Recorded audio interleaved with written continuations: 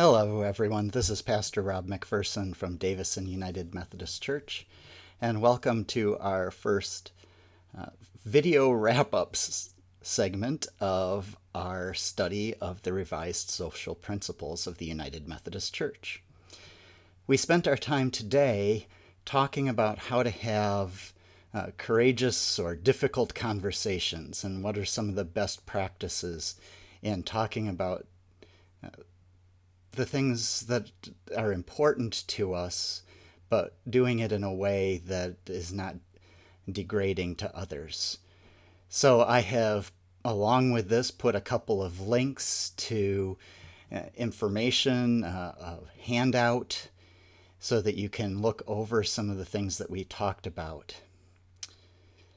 Now, let me begin with our summary. Douglas Stone writes a book called Difficult Conversations, How to Discuss What Matters Most, and let me share with you a couple of quotes from that. Often, he says, we go through an entire conversation or indeed an entire relationship without ever realizing that each of us is paying attention to different things, that our views are based on different information. Difficult conversations are almost never about getting the facts right. They are about conflicting perceptions, interpretations, and values. So to illustrate that, I had a volunteer come and have sort of a lighthearted debate with me. We debated about our favorite foods, each of us trying to convince the other that their favorite food was wrong, which obviously doesn't go well. I also confessed before we started that I was going to use some things that broke our examples of good ways of having conversation, some of our rules of how to have holy conversation. And so it was meant to be a bad example. So I said things like, that's dumb, or so you just don't want to be healthy. Some things that were insulting or judgmental. I even tried to use scripture against them in a way that was really not the way scripture was intended to be used. And so, obviously, neither of us convinced the other that their favorite food was wrong. The biggest problem that we have in conversation, particularly about subjects like this, is that we think about it as argument or debate, where we're trying to convince someone of something that's about what they have very different perceptions or values.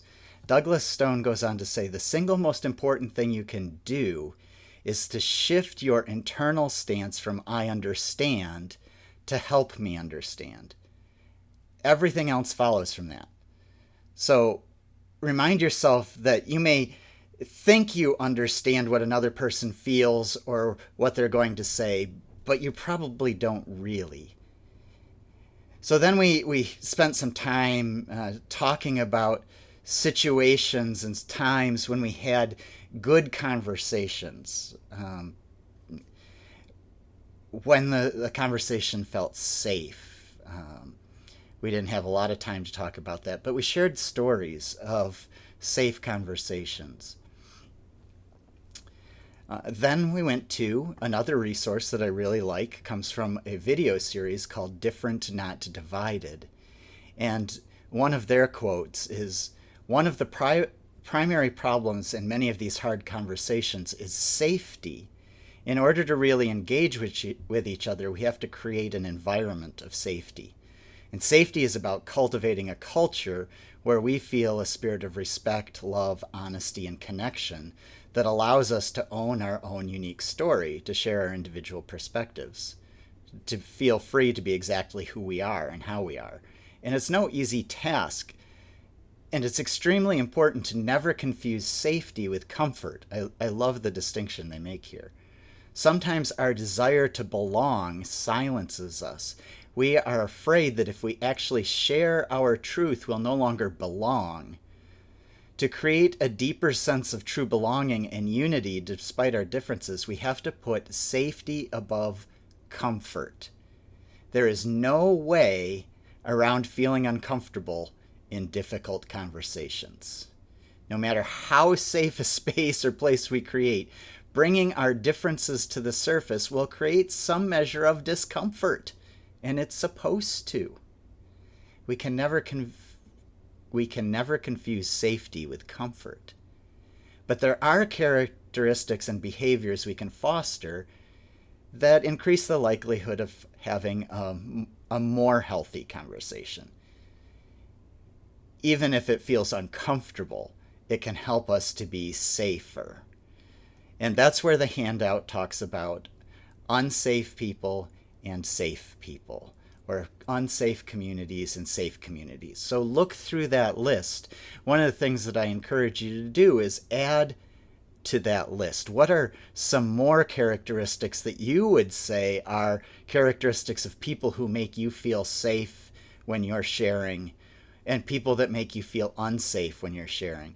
Some of the things that came out in our conversation aren't on the list, but they're things like body language. A person can feel very threatening in how they are holding themselves, or the way they're acting, or their tone of voice. That's not listed on the paper. Some people just have that sense of body language that really pulls you in and does make you feel safe.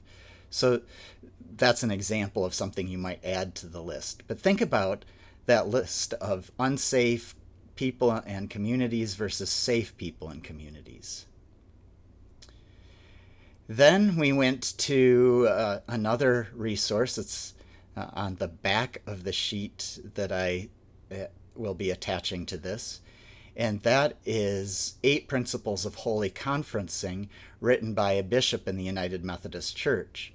And sort of as an introduction to that, here's a couple of quotes from her. Holy conferencing is what we call the spirit and principles that guide us to be caring in our conversations.